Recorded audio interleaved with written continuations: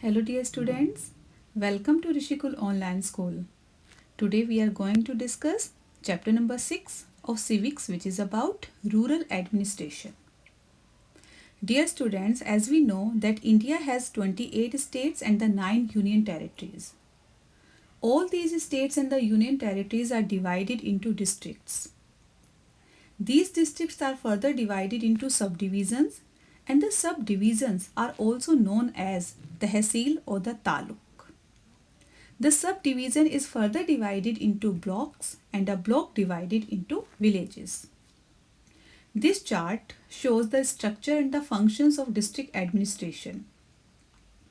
The district magistrate or DM, he is the highest executive officer of the district, who is responsible for maintaining law and order, for maintaining land records and collecting land revenue, for providing civic amenities or the facilities.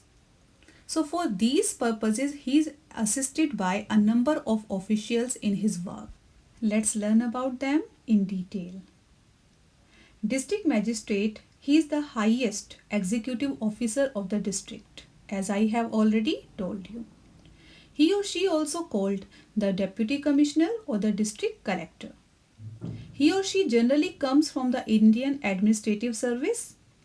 The district magistrate, he has a set of officers to assist him or her in official work. These are some of the functions which are performed by district magistrate: maintaining law and order, maintaining land records and collecting land revenue, providing civic amenities to the people, monitoring development projects, supervising Panchayati Raj institutions, and providing relief works during disaster situation. These are some of the functions which are performed by district magistrate.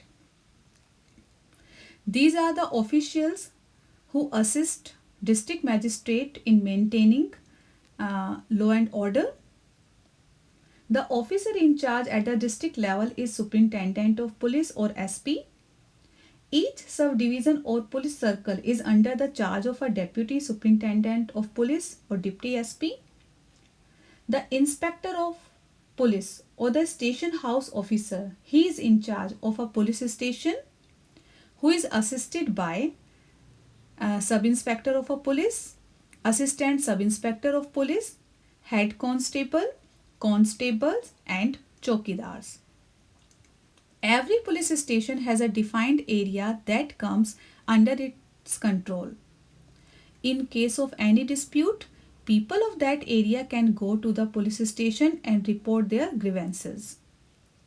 That is, any person of that area can inform the police or report cases at the police station about theft, robbery, murder, accident, injury, fight, etc.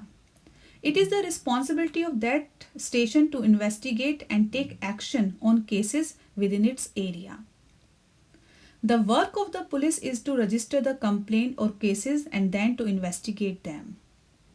The police takes various steps to prevent crime and maintain law and order in their area, especially during festivals, public meetings, etc.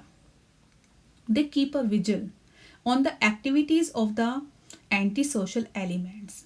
They arrest the person who have criminal backgrounds. Sometimes religious processions and celebration lead to conflicts. For example, the route taken by a procession may lead to a conflict.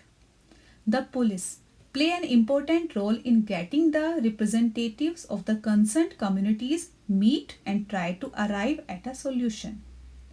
At times, there is a fear that violence may erupt.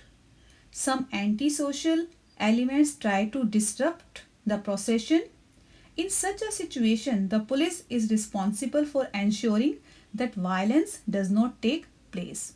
So, dear children, this was all about this module. Thank you. Have a nice day.